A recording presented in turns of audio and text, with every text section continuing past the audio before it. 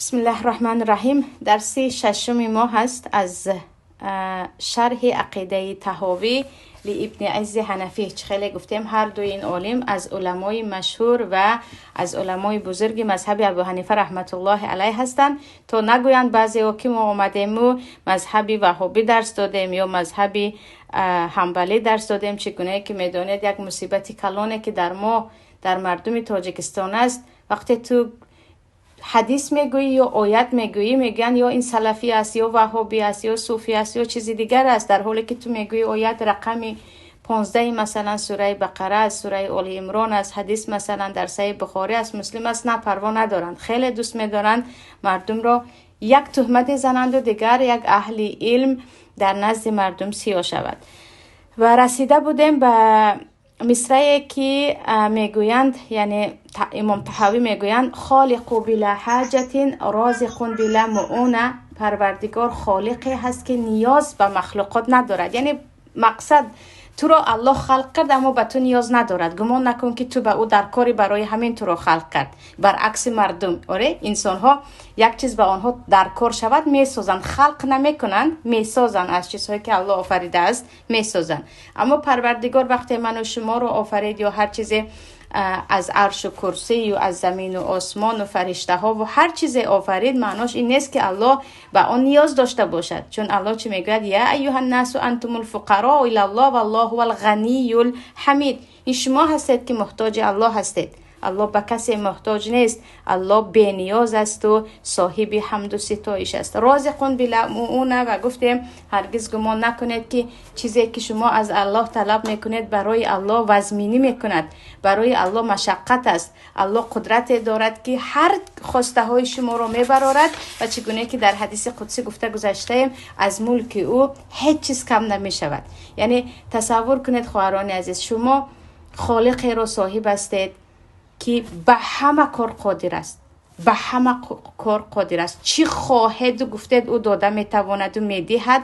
بعضا با حکمت خود بعضی چیزها رو دیرتر میدهد یا بعضیش رو نمیدهد، چون میداند که اگر داد شما رو در دنیا به گمراهی میبرد و در آخرت اجری چیزی نداده اش را در جنت الفردوس برایتان میدهد. چگونه که در حدیث بود، در یادتان باشد، مؤمن بعضی چیزهای رو در روز قیامت میبیند که میگوید پروردگار من کدام عمل کردم که اینها رو به من دادی؟ الله میگه دعاهای کرده بودی که اجابت نشد و این پاداش همون دعاهای اجابت نکرده. برای همین اینجا میگیم صفاتهای الله را چقدر که شناختید شما یقینتون به الله زیاد میشود.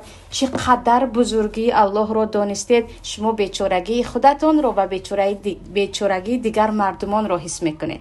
در این وقت یگانه به الله تمام زاری و تولا و دعایتون را میبرید. و چی گفتیم؟ الله تو را خلق کرد و نیاز ندارد و الله قادر است همه چیز را انجام دهد.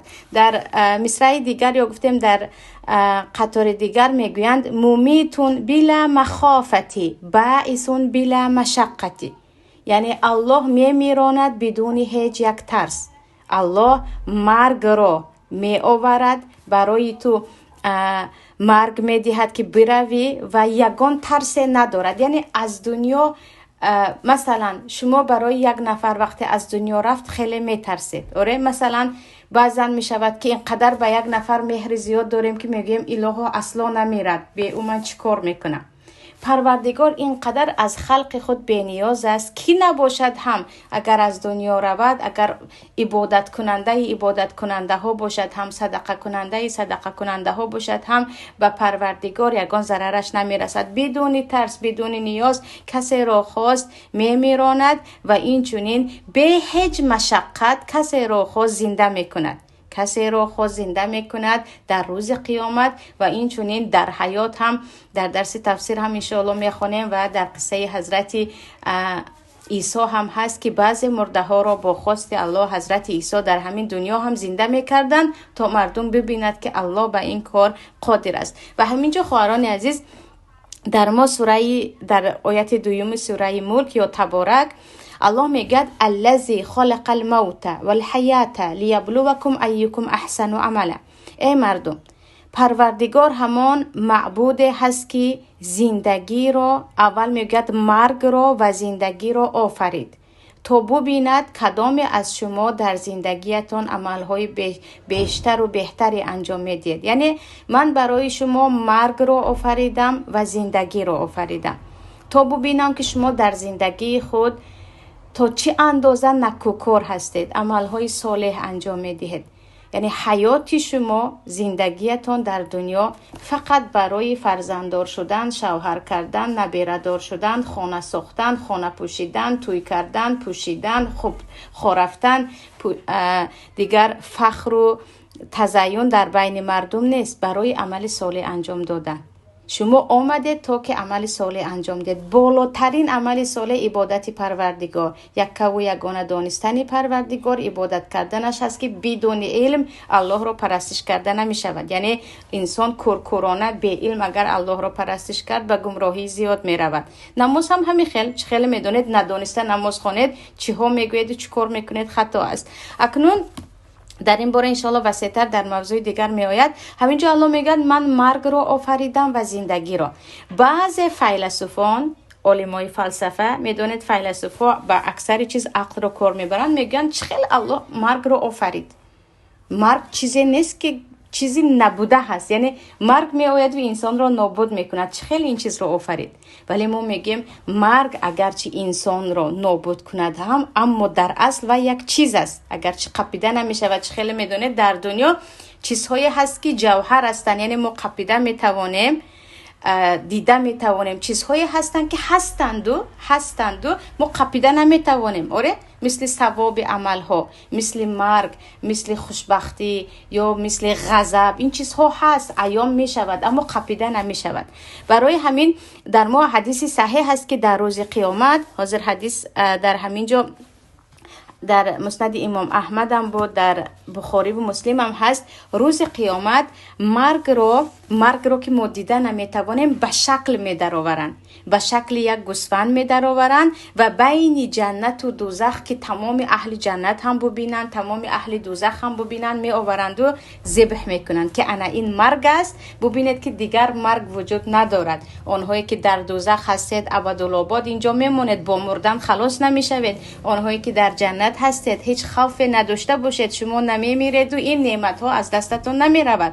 در دنیا هر روز خرسندی میبینیم، باز در آخرش میگیم کاش بر دوام بود، ولی مرگ می آید پایان مییابد. اما در جنت نعمت ها همیشگی هست. پس مرگ اگر چیزی قپیده نمیشدگی باشد هم چی است، عین یک چیز نباشد، اما الله آن را به صورتی چی میدارد، به صورت گوسفند میدارد، یک چیزی که چون مردم به دیدگیشون زیادتر یقین میکنن آن را قربان میکنن یا میکشند و میگن دیگر مرگ رفت. و عیناً همین گونه مثلا روز قیامت عملهای بنده ها رو به میزان میمونن، به ترازو میمونن.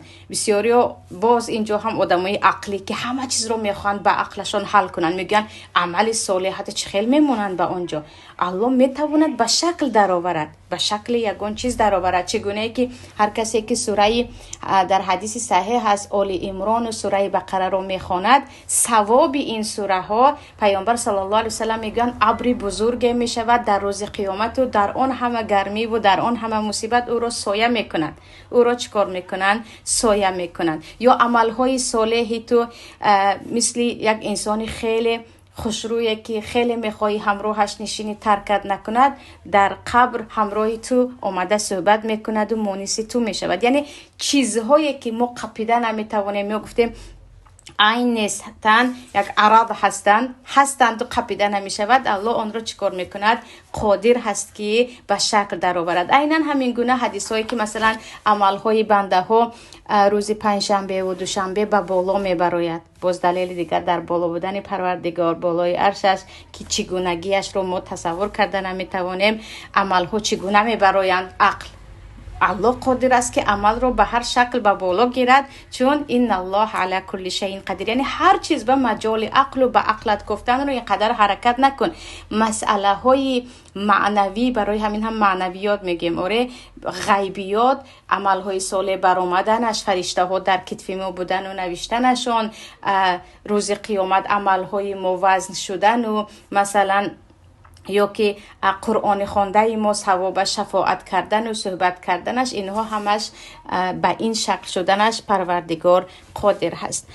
و سخن دیگر امام طحاوی میگویند ما زال بصفاته قدیما قبل خلقه لم يزدد بكونهم شيئا لم يكن قبلهم من صفته وكما كان بصفاته أزليا كذلك لا يزال عليها أبديا.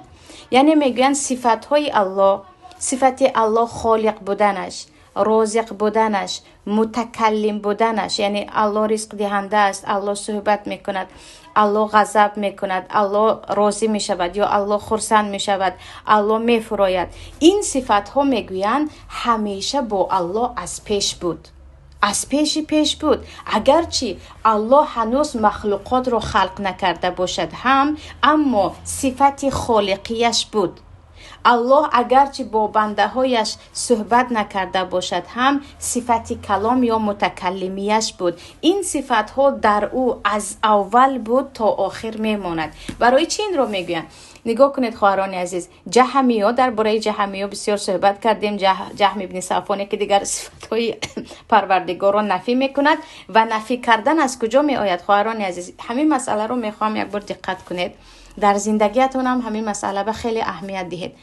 هر فرقه های گمراه یا خطاکاری که در مسئله عقیده هستند، چون در فقه هر کس خطا میکند او رو از دین نمیبرارد، او مردم را مسئله های فقهی خطاگی ها یعنی سبکتر هستند، اما مسئله های عقیدوی خطاگی هایی هست که شما در ذات الله تهمت میزنید، شما در صفات های الله چیزهایی میگوید که به شأنتان نمیزیبد. برای این مسئله عقیده خیلی جدی است. هر گروه هایی که یگان صفت الله را معنای دیگر دادند از مسلمان ها، چه اشعری ها باشد، گفتیم قطعاً فقط 7 صفت رو میگیرن، بقیه صفت های آمدن الله، دست الله، چشم الله، مثلا ید الله، وجه الله، اینها رو به دیگر معنا میدن. این به معنای قدرت است، این به معنای رازگی است. مثلا الله خنده میکنه، در حدیث است چگونگی خنده رو ما نمیدونیم، چه خیلی که ذات الله رو نمیدونیم. اونها میگن خنده کردن به الله نمیشاید، الله راضی هست، همین معنا رو دارد. یعنی هر گروه های عقیدوی که اومدند و یک صفت الله را تعویل کردند، دیگه معنا دادند، مقصدشون این صفت رو نفی کردن نیست، چون این صفت عموماً به الله طعنه زدن باشد، انسان از دین خارج می شود. این کارها رو کردن تا که به الله کسی رو چیزی رو تشبیه نکنند. فهمیدید؟ برای همین اهل سنت و جماعت یک شده، همه اشعری ها کافر، همه معترضی ها کافر، همه دیگر مثلا بعضی صفات ها صحبت کردگی کافر نمیگن، میگن در این مسئله به تعویل در اومدند و خطا کردند که خطاگی بود که مثلا پیامبر چیزی اجازه نداده رو، صحابه ها چیزی اجازه نداده رو. 3 عصر اولی که عصر بهترین هستند، علمای مثلا عصر ابو حنیفه و امام شافعی و امام احمد و امام بخاری و اینها هستن، اینها نکردگی کارو اینها بعدن آمدند و کردن میگن. اکنون چرا این کارها رو میکنن؟ وقتی صحبت میکنن با یک فیلسوف یا فلسفه‌چی که یهودی بود یا نصرانی بود یا زردشتی بود و مسلمان شد، وقتی وای سوال میدید که مگر دست به الله میزیبد، اینها از ترس میگن نه دست، معنای دست این قدرت الله هست. یعنی تو که در وقت صحبت کردن با آنها یک دلیل قانع کننده دهند، این مسئله ها رو یعنی زیاد صفت ها رو دیگر کردن. یعنی گفتیم با نیت خوب این کار رو کردن، اما به گمراهی جدی رفتن که بعد از این چقدر صفت های الله یک طرف رفت موند. وقتی ما اومدیم یا گفتیم اهل سنت، علمای اهل سنت چگونه که پیشتر بودند و تا حال هم الحمدلله هستند، میگویند نه، صفت ها رو چگونه که پیامبر و صحابه ها ایمان آوردند و یعنی با چگونگیش گفتگو نکردن ماند میبرن، میگن شما مجسمه هستید، نعوذ بالله، شما به الله جسم میدید. خیلی که گفتیم در کجا ما گفتیم که الله جسم دارد که انسان از دین خارج میشود؟ اگر گوید دست الله مثل دست انسان است،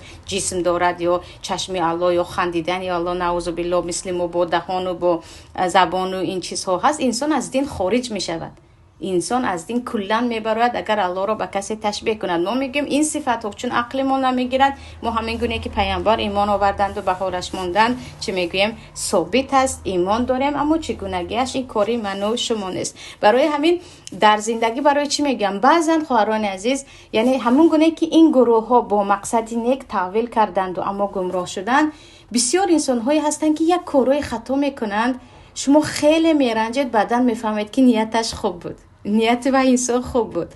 یعنی برای همین هیچ شتاب نکنید، یعنی زود یگان کس به حکم ندهید. در حق شما چنین گفت، شاید این گپی گفتگیش معنای دیگر دارد، شاید این چیزی کردگیش معنای دیگر دارد، شاید ناخودآگاه در اسلام خطاگی، یعنی در کفر بعضی خطاگی ها به انسان دست میزند. وقتی خطاگی در حقیقت تو تماما نخواسته کردی، الکی بخشیده شدگی هستی. چگونه که در حدیث صحیح هست که چوپونه که از خرسندی بعد از شترش را گم کردن و پریشانی، ای الله تو بنده من خدای توی هم میگوید الله او را میبخشد، در حالی که سخنی گفته یش کفر بود، چون از روی خطاگی گفت، از خرسندی خودش رو نفهمیده گفت. در زندگی هم همین خیل، مثلا یک عالم یک خطاگی را کرد، یک انسان دیندار یک کار رو کرد، یک بار تمام از دین برآمد و کافر شد، تمام و انسان فاسق است، تمام منافق است. نه، اول فکر کنید چرا کرده باشد. علال خصوص انسان هایی که زندگیشون به عزت گذشتگی است، زندگیشون همیشه در زندگی کار خوب کردگی هستند، مردم از آنها بدی ندیده است. یک انسان فاسق بدبختی که همیشه از او بدی میبینیم، اوره میگیم خرین از اول کارش همین بود. اما یک انسان خوب یک کار خطا کرد، یکمین شده به او حکم نکنید، اول شده فکر کنید که چرا کرده باشد. یعنی هزار یک برایش میتوانید با بهانه یافتن یک نفر رو سفید کردن، به گفته روسا اپراودیت کردن بهتر است از اینکه از روی خطاگی تهمتش زنید که وای که اگر او شما را نبخشد روز قیامت در نزد پروردگار شرمنده هستیم. یعنی عیناً گروهایی که هم گفتن مثلا این صفت به الله زیبنده نیست، نه این رو نگویید، و چه خیلی میگویم که الله به آسمان دنیا از بالا میفرامد است، فرامده مگر به الله میزیبد، این رو نگویید. از ترس اینها رو گفته بودن، از ترس که الله رو به چیزی مانند نکنند. اما خطا کردن. چرا؟ چون پیامبر به این چیز اجازه ندادن. تو حق نداری که از ترس این گونه به خطاگی ها روی. و مقصد این گفته ها چی است؟ اینجا وقتی که امام طحاوی میگوین صفات های الله از اول همراهش بود، بعضی همین جهمی ها یا گفتیم کلی جهمی ها و معتزله درباره‌شون صحبت کرده بودیم، اینها میگوین شما چه خیل میگویید که الله مثلا خلق کرد در حالی که و پیشتر هیچ خلق نکرده بود، بعدن خلق کردن رو یاد گرفت. نعوذ بالله. الله چه خیل گپ زد وقتی که پیشتر از مخلوقاتش رو خلق کردن او گپ نزد. گپ زدن رو بعدن مگر یاد گرفت؟ اگر گفتید بعدن یاد گرفت، پس به الله صفت ناقصی دادید. برای همین این صفات ها رو تماما ندید. یعنی به الله یگان صفت رو نمیدهند. رفته جهمی ها چی نگویه میگن که پیش خیل نکرده بود که بعد یاد گرفت حالا میخواد رفتن میگیرن، در حالی که یک چیز رو اگر تو نکنی معنیش این نیست که تو نمیدانی. هم خیلی بسیار چیزها هست که حتی مخلوقات میتوانند و نمیکنند تا که یک فرصتی مناسب آید بعدن انجام دهند. اینجا هم امام طحاوی میگن همه صفاتهای الله قدیم است، همه صفاتش پیش از آفریدنش و صفاتهای او بود و میماند. معنیش این نیست که الله بعضی صفاتها رو صاحب نبود و رفته پناه به الله نعوذ بالله الله یاد گرفته باشد. مقصد اساسی از این گپشون همین است و شرحی همین رو وسیع‌تر کردگی هستند. بعد از این حاضر سخن دیگر امام طحاوی میگویند لیس منذ خلق الخلق استفاد اسم الخالق ولا باحداثه بریت استفاد اسم الباری. یعنی الله اگر مخلوقات را خلق نکرده باشد هم او نام خالق را داشت و اگر او مخلوقات را از نبودن از عدم به وجود آورده باشد هم نامی باری را داشت. باری یعنی آنی که از نبوده چیز ساخت. باری. و میگوید الله پیش از ما را آفریدن هم نامش خالق بود و خالق هست. معنیش این نیست که پیش از ما را آفریدن این نام را نداشت و بعدن صاحب این نام بود، ابدا نیست. و الله چی میگوید؟ ذو العرش المجید فعال لما یرید. الله صاحب عرش مجید است، بزرگ است. فعال لما یرید، هر چیزی رو که خواست میکند.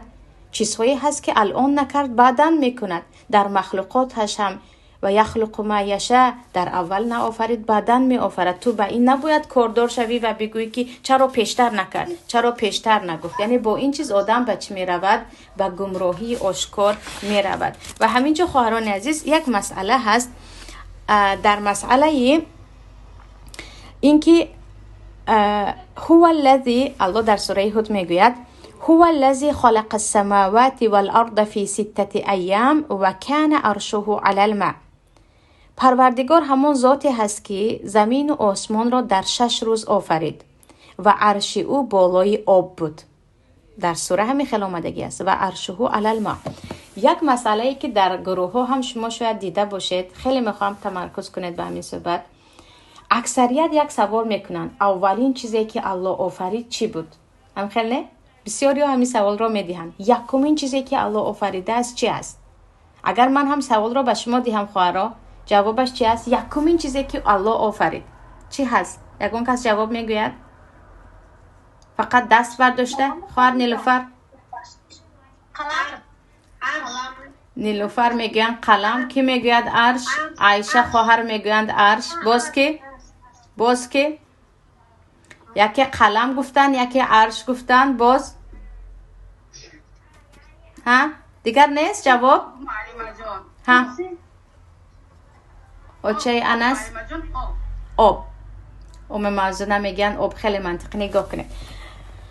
خیلی که خواهر رو همه خیلی جواب دادن. یکی گفتن قلم رو الله آفرید، یکی گفتن عرش رو آفرید، یکی دیگری گفتن آب رو آفرید. نگاه کنید به نزد پیامبر صلی الله علیه و سلم حدیث در صحیح بخاری هست. یک گروه از یمن می آیند و به پیامبر سوال می دهند و می گویند ما، نگاه کنید، می گویند آمدیم تا که از تو درباره دین بپرسیم و اهل علم شویم و می پرسیم که اولین کار چی بود، یعنی اولین چیز چی بود. پیامبر می گویند کان الله ولم یکن شیء قبله. الله بود و پیش از الله هیچ چیز وجود نداشت. نگاه کنید، الله بود و پیش از الله هیچ چیز وجود نداشت. از اول الله بود، پیش از الله یگان مخلوقی نبود. بعدن الله هر چیزی رو که خواست خلق کرد. همینجا یکمین چیزی که شیطان به سرتان می آورد چخیل الله بود، چخیل بود، کجا بود. آره هم خیلی زمین نبود، آسمان نبود، ماه و ستاره و هیچ چیز نبود. چخیل الله بود. چخیلی رو کلی ما نمیتواند تصور کند. عقل بشریت چگونگی رو تصور کرده نمیتواند. چگونه که شما درباره فضا، کائناتی که الله خود ساخته است، مخلوقات الله هست، درباره حجم آفتاب و ژوپیتر و دیگر چیزها، مسافه های نوری و ضوئی و بین آنها هیچ عقلتون نمیگیرد. 1000 بار فکر میکنید که ما در درون یک سیلندر هستیم، جا به جا همه سیاره ها هستند، سیستم آفتاب است، اطرافش دور میزنند. بیرون از این چی هست؟ این همه حرکات ها بعد چی هست؟ عقلتو نمیگیرد، در حالی که اینها مخلوقات الله هستند. با این همه پیشروی تکنولوژی، با این همه به فضا فرستادن 1001 نمود تکنیکه ها، هنوز مردم نمیتوانند تصور کنند که بعدش چی هست. آره درباره الله هم همین خیلی. پیامبر گفتن الله وجود داشت، پیش از الله هیچ چیز نبود. اما چی خیلگیش رو تصورات شما، عقل شما نمیگیرد و این ایمان آورید و خود را خسته نکنید. در دوامش پیامبر میگن ولم یکن شیء معه، یعنی همراه او هم چیزی نبود. و کان عرشه علی الماء، و عرش پروردگار بالای آب بود. بزرگی عرش دربارش حدیث است، انشاءالله میخونیم، اما چگونگیش رو هم دربارش تصور یافته نمیتوانیم. و بعد از این میگوید و کتب فی ذکر کل شیء، و در ذکر یعنی در کتاب تقدیر همه چیز را نوشت. و خلق السماوات والارض، بعد از این زمین و آسمان را آفرید. همینجا نگاه کنید، پیامبر یکمین بار چی چیز آفریده شد نگفتن. پیامبر چی گفتن؟ پروردگار بود، همراه پروردگار هیچ چیز نبود، سپس عرش او بالای آب بود، سپس زمین و آسمان را آفرید. اول تقدیر را نوشته کرد، سپس زمین و آسمان را آفرید. اول تقدیر را نوشته کرد، سپس زمین و آسمان را. در حدیث بخاری هست که اولین چیزی که خلق شده است قلم هست، اما او برای بعد از زمین و آسمان، در قول بعد از زمین و آسمان آفریده شدن، اولین چیز قلم است. یا بعضی دیگرش نه، پیش از مدتی کمی پیش از زمین و آسمان آفریده شده است. برای همین خواهران از این مسئله نگاه کنید، یکمین چیز الله یکم چی چیز را آفرید، در این باره حتی پیامبر خبر ندادن. در این باره پیامبر فقط چی گفتن؟ الله بود، چیزی کسی همراهی اون نبود. بعد از این الله چی زمین و آسمان رو آفرید، در حالی که چی گفتن؟ عرشش بالای آب بود. عرشش بالای آب بود. پس شاید عرش پیشتر، شاید آب پیشتر آفریده شده است، اما پیامبر در این باره به ما نگفتن. اولا دانستن همین به عقیده ما چی فایده دارد؟ یکم همین سوال را در ذهنتون دارید. الله اول شده چی چیز را آفرید؟ به من و شما چی رابطه دارد؟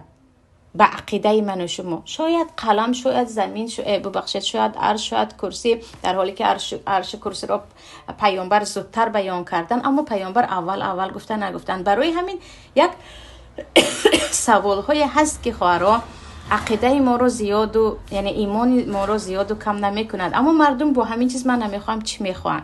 یعنی اینجا درباره آفرینش زمین و آسمان میپرسن و پیامبر هم درباره آفرینش زمین و آسمان میگویند. و ببینید که در قرآن کریم هم زیادی همین آیت می آید. و لقد کتبنا فی الزبور بعد ذکر، یعنی در زبور به معنای لوح المحفوظ ما تمامی چی را، تقدیرها را نوشتیم و ما در 6 روز زمین و آسمان را آفریدیم. درباره کوه ها، درباره یعنی روزهای محدود را الله میگوید تا که بدونید که در وقت خیلی چیز معین است، ببخشید مهم است.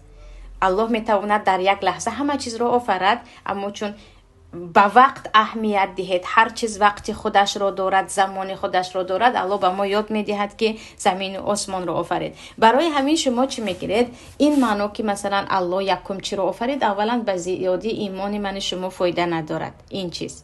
دوما در این باره پیامبر یگان چیز نگفتن یکم الله چی را آفرید. فقط پیامبر درباره آفریدن زمین و آسمان که به ما خانه ما هست، جای زیست ما هست، معلومات دادن. اما چی رو آفرید پروردگار خودش میداند و چه خیل خواهد می آفرد. و مصرع دیگر له معنی ربوبیتی ولا مربوبه و معنی الخالق ولا مخلوقه. باز امام طحاوی اشارت میکنند که الله رب است، پروردگار است. رب آنی که می آفرد، تو را نگاهت می دارد، بالای تو سیطرت می کند، به حالت نمی ماند. به حالمون اگر پروردگار بماند، زمین و آسمان تزول، نیست و نابود می شود در یک لحظه. این پروردگار است که با قدرتش تمام کائناتش را نگه می دارد. یعنی هنوز مایان آفریده نشده هم پروردگار صفتی پروردگاری را داشت و این چونین الله خالق بود، هنوز مخلوقاتش را نآفریده. و در مصرع دیگر میگویند و کما انه محیی الموت بعد ما احیا استحق هذا الاسم قبل احیائهم كذلك استحق اسم الخالق قبل انشائهم. الله میگوید محیی الموت، مرده ها را زنده میکند، مرده ها را زنده میکند و زنده کناننده، اسم الله زنده کناننده، حیات یا مثلا همیشه برای او بود. و چگونه که پیشتر گفتن من و شما رو خلق نکرده هم الله خالق بود. ذلك بانه على كل شيء قدیر و كل شيء الیه فقیر و كل امر علیه یسیر لا یحتاج الی شیء لیس کمثله شیء و هو السمیع البصیر. و میگویند بدانید که الله به همه چیز قادر است. والله علی کل شیء قدیر. گشته و برگشته در قرآن این آیت رو میخونید. الله به همه چیز قادر است. هرگز گمان نکنید که کاری هست که الله نمیتواند. بنده اگر به همین صفت قادری الله باور کند، هرگز مصیبت های دنیا او را شکسته نمی کند. وقتی یقین داری که الله میتواند به همه بیماری ها شفا دهد، الله میتواند در همه سختی های زندگی برای تو کشایش دهد، در همه حالت ها، در حالی که همه تهمتت کردن الله مبرات کند، الله بالای همه آنها تو را برتری دهد، در اینجا هرگز ناامید نمیشوی. خیلی که همیشه من با کودکا در درس کودکا میگویم که وقتی شما میدونید که یک پدری پرزیدنت داره، خیلی که همیشه کتگی کرده میگردید، شما خالقی دارید که به همه چیز قادر است. برای همین نباید سر مومن خم باشد، نباید مومن ناامید باشد. و میگن الله به همه چیز قادر است و همه چیز به الله محتاج است و همه چیز در دنیا، پادشاه باشی هم محتاج به اللهی. اگر تو همه دنیا رو مثل چنگیز خان و دیگر اسکندر مقدونی به دست گرفته باشی هم باز به الله محتاج هستی. همه چیز در دنیا به الله محتاج است و همه چیز به الله یسیر، آسان است. یعنی الله همه چیز رو به آسانی انجام میدهد. هرگز گمان نکنید که این کار رو یا فلان کار رو الله کردن نمیتواند. و در دوامش میگویند و این رو هم بدانید که هیچ چیز مانند الله نیست و الله شنوا و بیناست. وقتی میگیم هیچ چیز مانند الله نیست، معناش این نیست که الله نمیشنود، نمیبیند، نمیآید، نه غضب میکند، نه راضی میشود، نه راضی شدن و آمدن و دیدن و گفتن الله مثل بنده ها نیست. اما پروردگار هم شنوا هست و هم بینا، هم دیگر صفت هایی که دارد. بعد از این خواهران عزیز گمان میکنم شروع میشود مسئله تقدیر که الله نصیب کرده باشد. درسی آینده دوام میدیم. همینجا سوالی داشته باشید خواهر ستاره بفرمایید. السلام علیکم و رحمت الله. علیکم السلام و رحمت الله. ممکنه درباره همین تقدیر کمتر در درس آینده من درباره تقدیر است خواهرم. درس آینده عقیده من کلا درباره تقدیر است. الله نصیب کرده باشد میخوانیم. یک هفته بعد درس تقدیر داریم. عایشه محمدی خواهر جان بفرمایید. السلام علیکم و رحمت الله و برکاته. استاد شما گفتید که بعضی وقت الله به شما یگان چیز رو نمیدهد و اون معنا که شما به یگان خیل مثلا همین شما گمراه کنده. اما همین بعضی کسابه مثلا خداوند یک مال میدهد که در حقیقت باید گمراه میشود. همین خداوند چقدر کریتریا من فهمیدم. یعنی میگید وای چی است؟ حکمت چی است؟ حکمت چی است که به بعضی ها میدهند؟ مثلا به بعضی ها میدهد که الله میدوند که خدای گمراه. در سوره آل عمران خواهر عایشه فهمیدم. من 100% سوالتون فهمیدم. الله میگه فلا یغرنک تقلب الذین کفروا فی البلاد متاع قلیل ثم مأواهم الی جهنم و بئس المهاد. ان شاء الله آیات رو خطا نخوندم. چندین وقت است که من سوره آل عمران مراجعه کرده نیستم. الله میگه هرگز آنهایی که پول مال دارند و از پول مال زیادشان اینسو این دولت و آن دولت میگردند، آنها را دیده مغرور نشوی. یعنی چقدر اینها زندگی خوب دارند. گفته متاع قلیل، یک مدتی زودگذر زندگی میکنند، ثم مأواهم جهنم، بعد از این بازگشت آنها به جهنم. و انسان‌های کافر خواهران عزیز اولا یک چیز بدونید، الله رحمان و رحیم است. آره کتابش رو با چی شروع کرده است؟ قرآن رو میکشاید یکم صحیفه بسم الله الرحمن الرحیم. الله مهربان و خیلی مهربان است. باز رحمان و رحیم، رحمان و رحیم یک معنای مهربان اما از حد مهربان است. از این که خواهران عزیز کافران حیاتشان فقط همین دنیا هست. عذاب قبر آنها را انتظار است، جهنم آنها را انتظار است.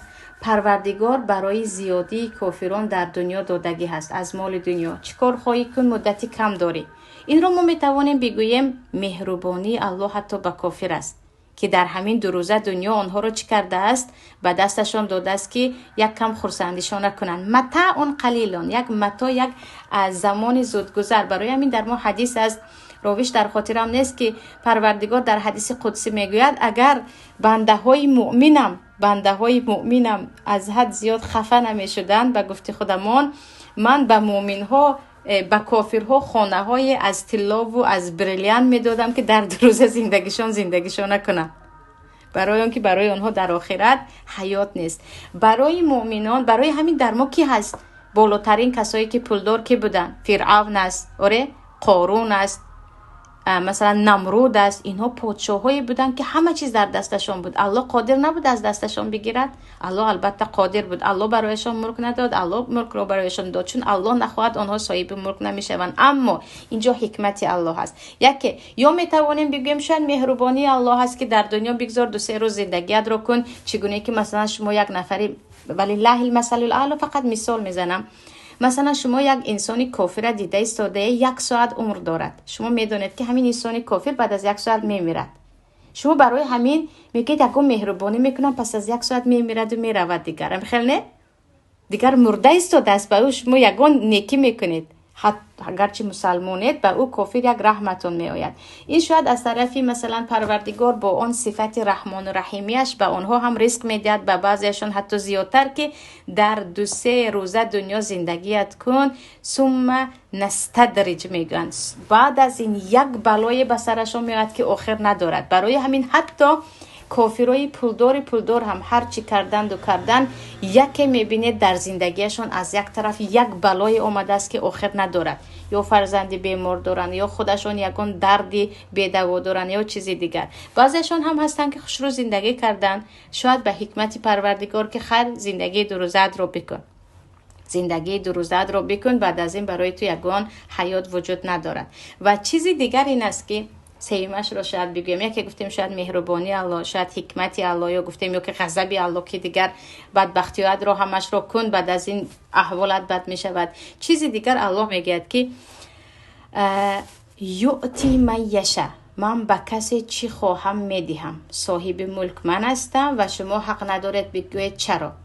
یعنی من اینجا میگیم تسلیم شدن به تقسیم الله، به قسمت الله، به تقدیر الله. الله به حکمت خود، به رحمت خود به کسی چی خواهد داد، اما الله برای خود ظلم را حرام کرده است، برای همین هرگز وقتی دیدید که یک کافر پول مال زیاد دارد و یک مسلمان گرسنه و تشنه هست، هرگز گمان نکنید که اینجا ظلمی هست. این ظلم برای پروردگار حرام است. الله به حکمتش برای او کافر مال داد، به حکمتش برای این مومن. شاید این مومن با این قم بغلی در حدیث آمده است که روز قیامت وقت مومن به جنت می درآید و نعمت‌های جنت را می‌بیند، میگوید پروردگار در دنیا من یگان غم ندیدم.